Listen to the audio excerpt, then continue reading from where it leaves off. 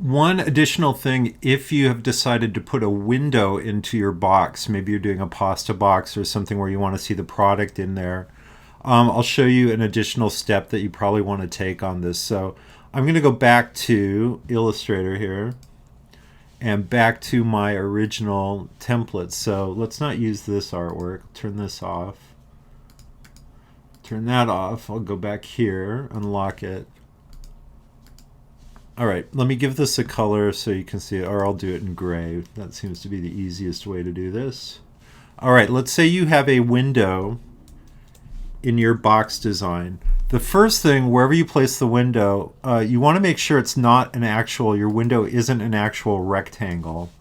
And the reason for that is if you have a sharp corner on your window, it's going to tear really easily. So if you're going to do a window on your box, you don't want to have a sharp corner on it. What you're going to want to do is make sure your window has at least a little bit of a rounded edge on it. So I'm using the rounded rectangle. Now that window is probably too curved. I can use my arrow keys on the keyboard to make the turn a little sharper. All right. So I'm using the down arrow, putting just a little bit. So again, you don't want to have a sharp corner on your window. It's the same reason airplanes don't have square windows, because the fuselage would tear apart at the corners here. So always make sure you have a little bit of a turn on your windows. You also want to make sure when you place your window, you're not too, you have to think in terms of stability of your box, that you're not leaving so little cardboard or other material that it's not going to be able to hold its shape here. And so I'm going to start this and use my Pathfinder tool to create a window using the minus front. Now that I have this, let me take the outline off it here. Keep doing that. There we go. Now what I can do is go back to my 3D render here. I'm going to go ahead and turn the perspective grid back on. And what I can do is we'll get rid of the front that's on here. Oh, sorry, I'm on the wrong side. Go to my blue side of my cube. I'll take this off. Where's my selection tool? Take that off. Now I'm going to come back here, copy my box front that now has a window in it, and come back to my 3D grid, paste it in just like we did before. Make sure I'm on that blue grid. Go ahead and grab my selection tool here in the perspective grid. And now what I can do is place this, size it. I'm going to grab the corner and again hold the shift key up here and slowly get this into position here.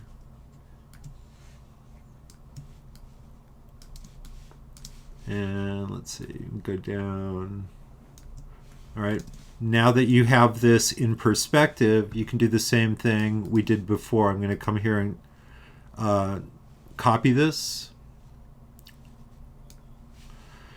And now I'm going to go into Photoshop. So here's the deal. We're going to turn off the front I have. Here's the original front I put in here. I'm going to go ahead and paste in my new front that's got a window on it. So we're not Wheaties anymore. We're going to be pasta. So I'm going to make sure this all matches here. Make the corners match there. And drag this corner down and get it. So once you do that, you'll have the front with the window on it. And then you'll do the same thing here. You'll import your artwork on here. I'm not going to import my Wheaties box onto it. You would do the same thing here. Hold the Command key down or Control key. Click on that to make it a selection. Paste your artwork into here. And then the one final step you would have, and that you can do that, we said for this that we were going to make this a pasta box. Let me make this a different color just so it's a little, I'll leave it gray here, lighten it up a little bit. And the final thing to really make this look realistic is to actually put the product in here. So we were saying this is going to be pasta. So here's a stock image of pasta that I have. I'm just going to select all and copy it.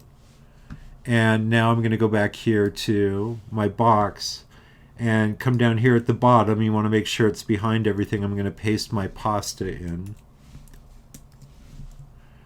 So whatever you need, if you need a pasta shot, if you need any type of shot here, and we got to size this down because otherwise it's going to be really huge rotini in here.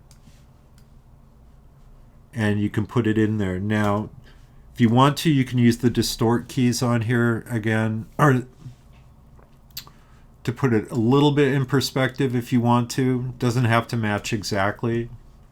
So I'm just dragging this just so it kind of mimics the perspective on my box a little bit.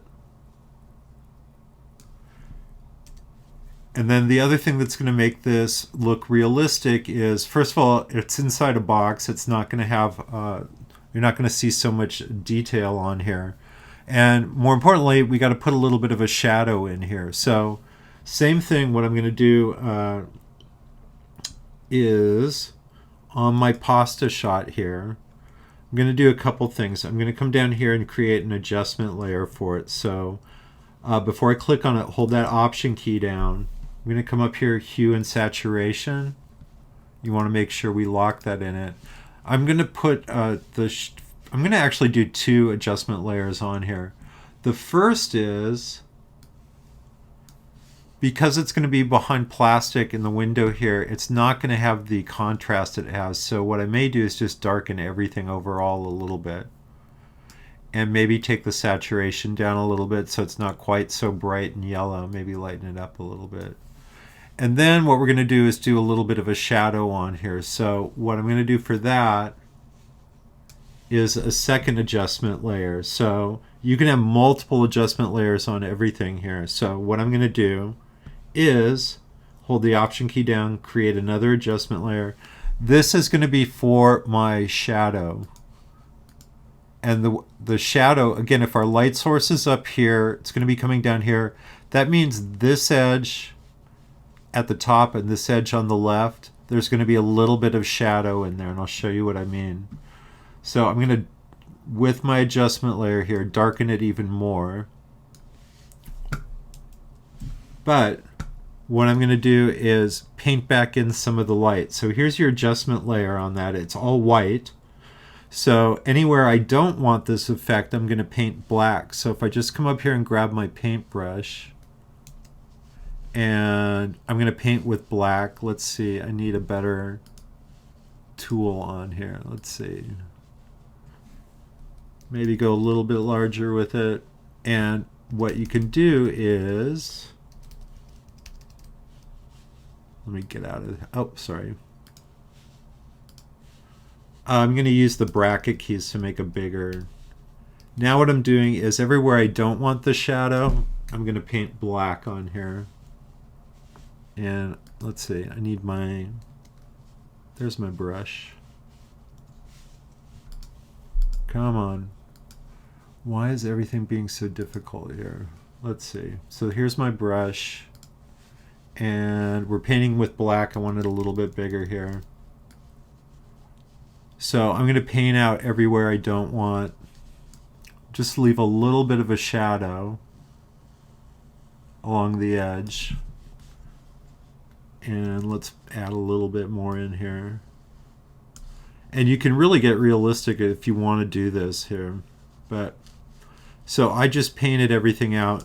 And if you look over here, that's what the mask looks like. So everywhere I didn't want that darkness, you can see it's gotten a little darker. Now my edge is too hard on here. So what you can do is, on this adjustment layer, I'm going to blur it a little bit.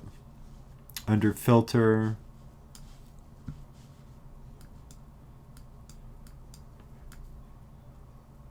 so I don't want a hard edge on it. And you can actually go in here. This again is, when you understand light and shadow, this is going to be helpful for you. I'm going to select a much softer brush here. So you could actually go in here and try and follow the little shape of the rotini a little bit. So if I come up, so see a little bit of that. Probably see a little bit more there. So you only need a little bit of a shadow on here to make it look realistic. So I'm just looking at the rotini shape and kind of following it down. So imagining how the light and shadow would fall on it here. And it's amazing how easy you can make this look realistic.